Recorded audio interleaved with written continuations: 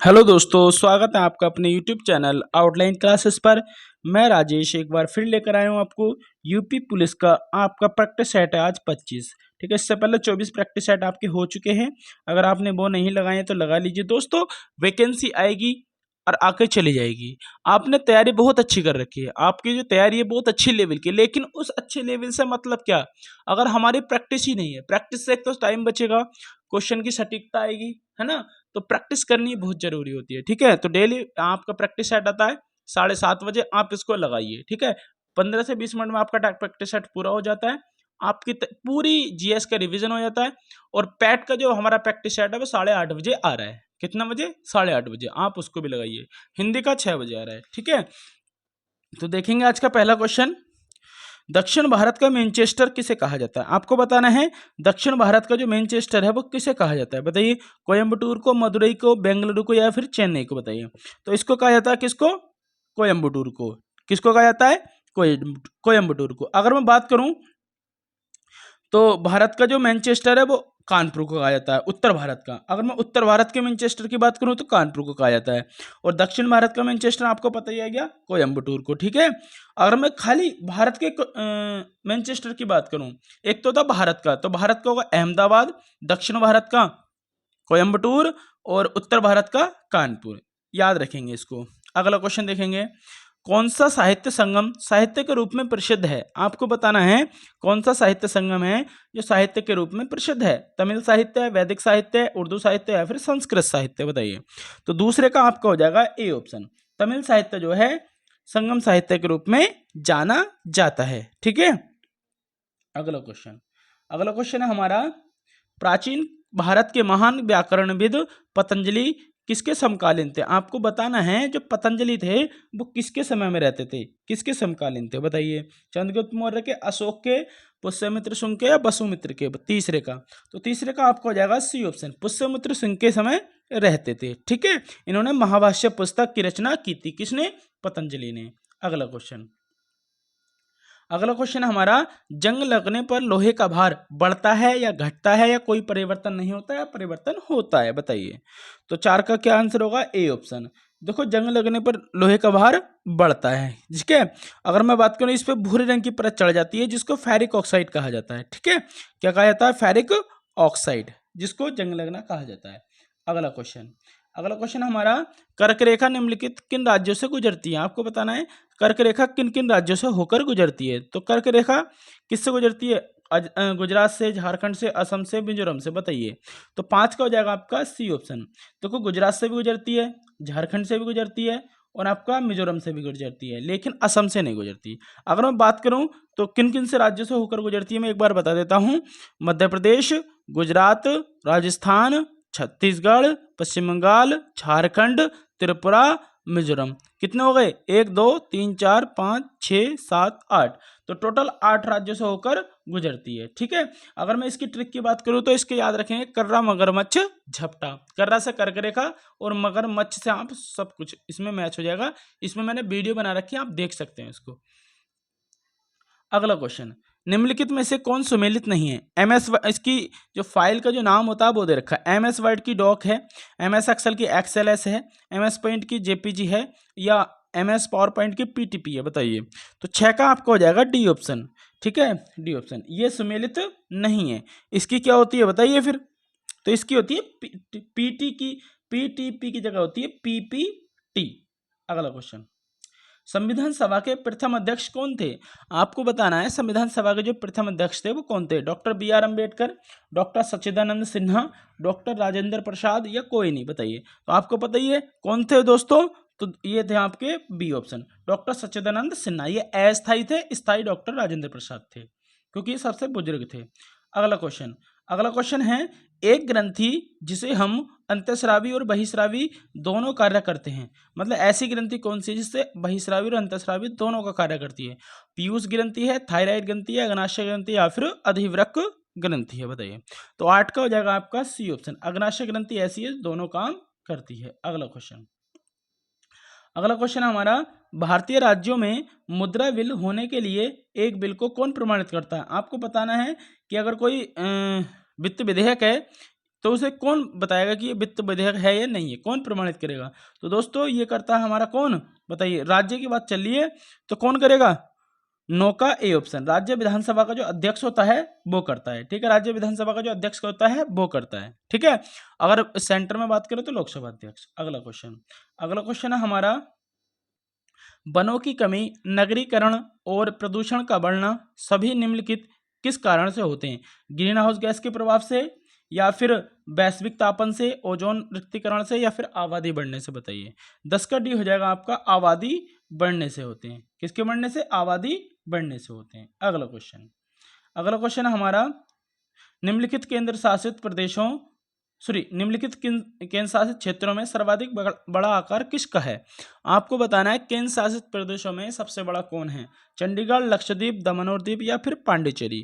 तो 11 का आपको हो जाएगा आपका डी ऑप्शन, पांडिचेरी सबसे बड़ा है, ठीक है। कौन है? पांडिचेरी है। अगला क्वेश्चन है हमारा, कौन सा जीवित पक्षी विश्व का सबसे छोटा अंडा देता है? आपको बताना जीवित पक्षी कौन सा है जो सबसे छोटा अंडा देता है, हॉर्नबिल, बी हमिंग बर्ड, गल, या फिर कठफोड़वा? बताइए कौन सा है।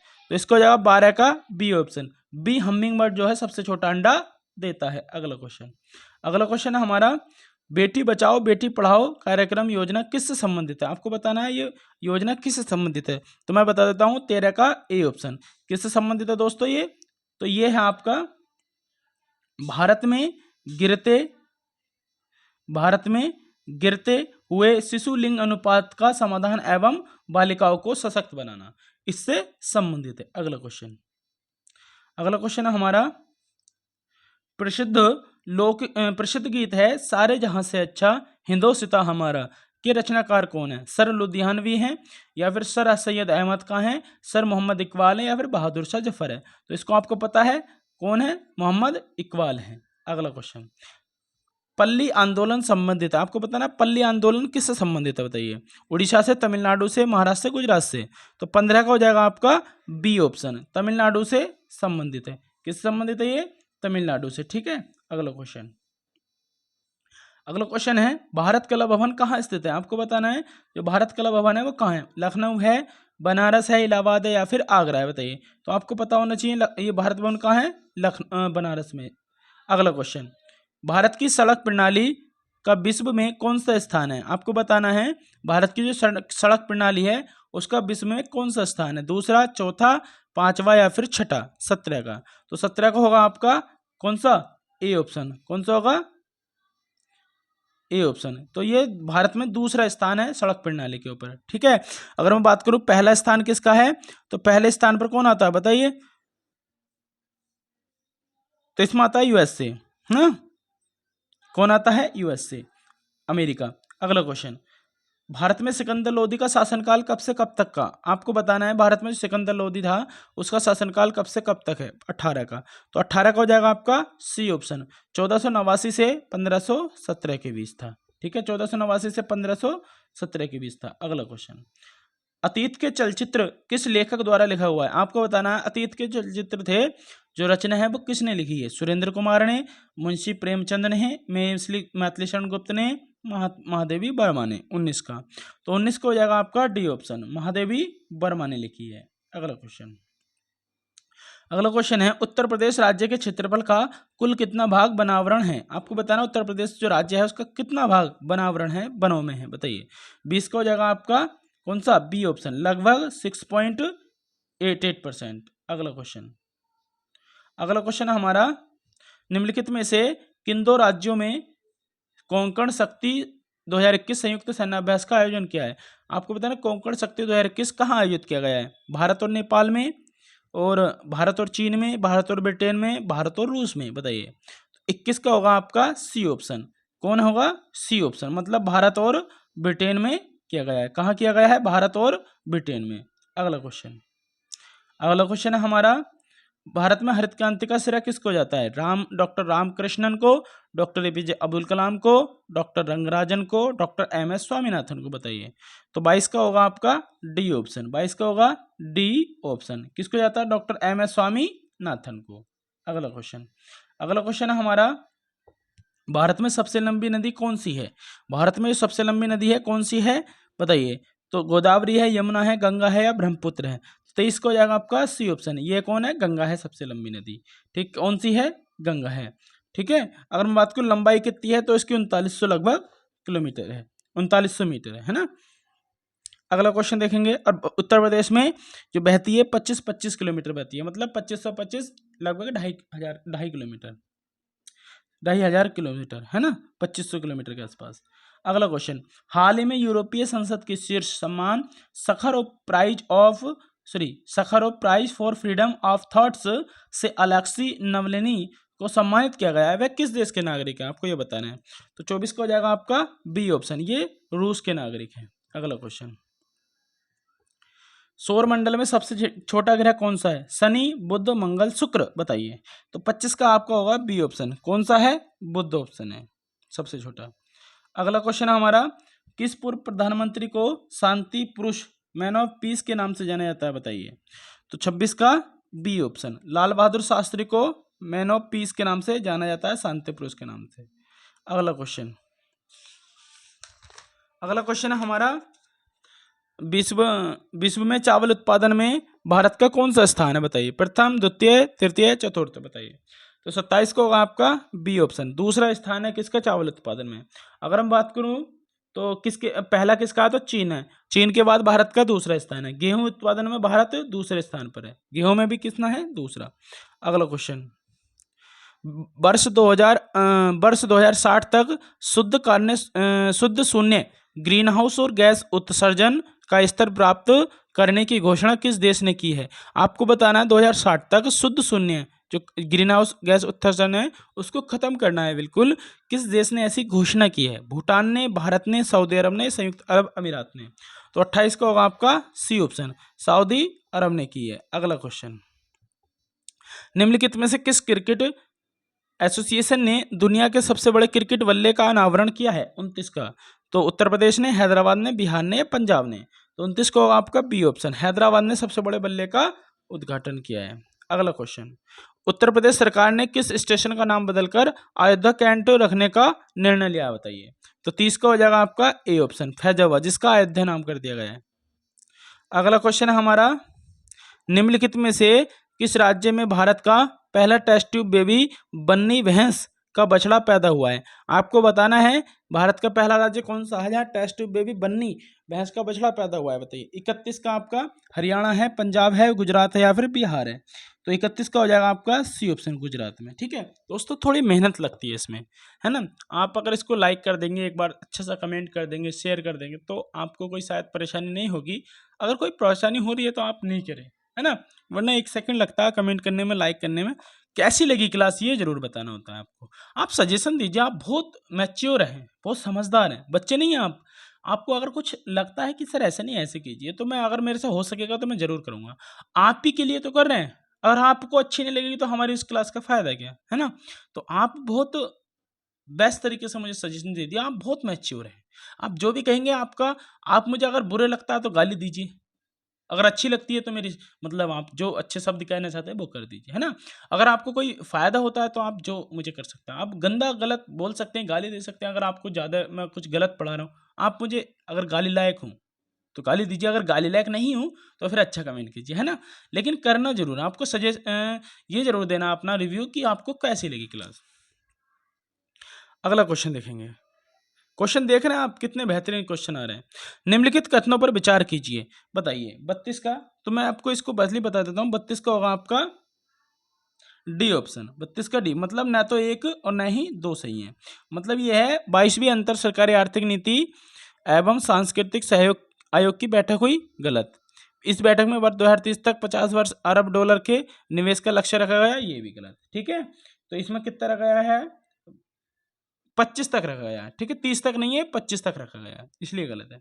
अगला क्वेश्चन, देश का पहला राज्य वन्यजीव डीएनए परीक्षण विश्लेषण प्रयोगशाला का उद्घाटन कहाँ किया गया है? आपको बताना है देश का जो पहला वन्यजीव परीक्षण है वो कहाँ किया गया है। 33, तो 33 का होगा आपका डी ऑप्शन। क्या होगा? डी ऑप्शन होगा। ये कहाँ किया गया है? नागपुर में, वन्यजीव डीएनए परीक्षण विश्लेषण प्रयोगशाला। अगला क्वेश्चन, सत्यजीत सत्यमेव जयते किस उपनिषद से लिया गया है बताइए। तो आपको पता है अक्षय उपनिषद से, मुंडक उपनिषद से, गरुड़ उपनिषद से या फिर महावाक्य से बताइए। तो ये है मुंडक उपनिषद से। अगला क्वेश्चन, मोहनजोदड़ो में सबसे बड़ी इमारत कौन सी है? ग्रेट वाथ है, ग्रेट ग्रेनरी है, असेंबली हॉल है, आयताकार भवन है। तो 35 का आपको हो जाएगा बी ऑप्शन, ग्रेट ग्रेनरी। मतलब जो है आपका, जो आपको मिला था वहां पर क्या, जो अन्न भंडार मिला है, ठीक है, इंग्लिश में दिया है बस, ये और कुछ नहीं। भारत की संविधान सभा की प्रारूप समिति के अध्यक्ष कौन थे? आपको बताना है भारत की जो संविधान सभा की प्रारूप समिति थी उसके अध्यक्ष कौन थे बताइए। तो के एम मुंशी थे, टीपी खेतान थे, डॉक्टर बी आर अम्बेडकर थे, टीटी कृष्णमाचारी थे बताइए।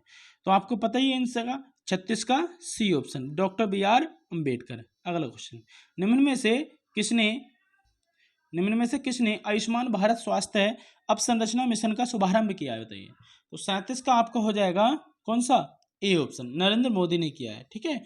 आयुष्मान भारत स्वास्थ्य अवसंरचना मिशन नरेंद्र मोदी ने किया है। अगला क्वेश्चन, तारामंडल सप्तऋषि को पश्चिम निवासी किस नाम से जानते हैं? तारामंडल सप्तऋषि को पश्चिम के जो निवासी हैं वो किस नाम से जानते हैं? 38 का आपका सी ऑप्शन, बिंग डिम्पर के नाम से जानते हैं। किसके नाम से? बिंग डिम्पर के नाम से। दोस्तों ये आपके हो गए कितने, 38 क्वेश्चन। ओके, कितने हो गए, 38 क्वेश्चन। आपका हिंदी का पहले हो चुका है ना, 6 बजे आता है वो, 1-2 दिन से अभी नहीं आ रहा है, वो आएगा, कंटिन्यू होगा। लेकिन पैट का आपका 8:30 बजे आ रहा है। पैट का कितने बजे आ रहा है? तो आपका आ रहा है पैट का 8:30 बजे। आपको ये बताने हैं ना 38 में से कितने आपके सही हुए और कितने गलत हुए, पहला। दूसरी बात, आपको लाइक करके जाना है, जाना नहीं है बिना लाइक करे। तीसरी बात, इसमें आपको एक कमेंट करना है अच्छा सा, कि आपको ये क्लास कैसी लगी, रियल में बताना है आपको, ऐसा नहीं कि मेरी झूठी तारीफ करनी है मैं कर रहा हूँ। तो अगर आपको अच्छी लग रही है तो आपको कमेंट करना है, बुरी लग रही है तो भी कमेंट करना है, तो बुरा कमेंट करना है कि आपने सर ये गलती कर रहे हैं, आप इस तरीके से कीजिए, है ना। तो आपका रिव्यू बहुत जरूरी होता है। सामने वाला बताएगा नहीं कैसे लग रहा है, तो हमें क्या पता चलेगा, ठीक है। जितने भी बच्चे इसको देख रहे हैं, लाइव देख रहे हैं या बाद में रिकॉर्डेड देखें, वो सबको आपको बताना है कि कितने आपको क्या लगा, किस चीज़ की कमी है, कैसे कंटेंट है, ये जरूर बताना, ठीक है। तो आज के लिए इतना ही, मिलते हैं कल अगले प्रैक्टिस सेट में। और आपका जो 8:30 बजे है पैट का प्रैक्टिस सेट आ रहा है, उसके लिए तैयार रहिए, ठीक है। तो टेलीग्राम चैनल हमारा आउटलाइन क्लासेस, तो सर्च कीजिए, उस पर ज्वाइन हो जाइए। तो आज के लिए इतना ही, जय हिंद।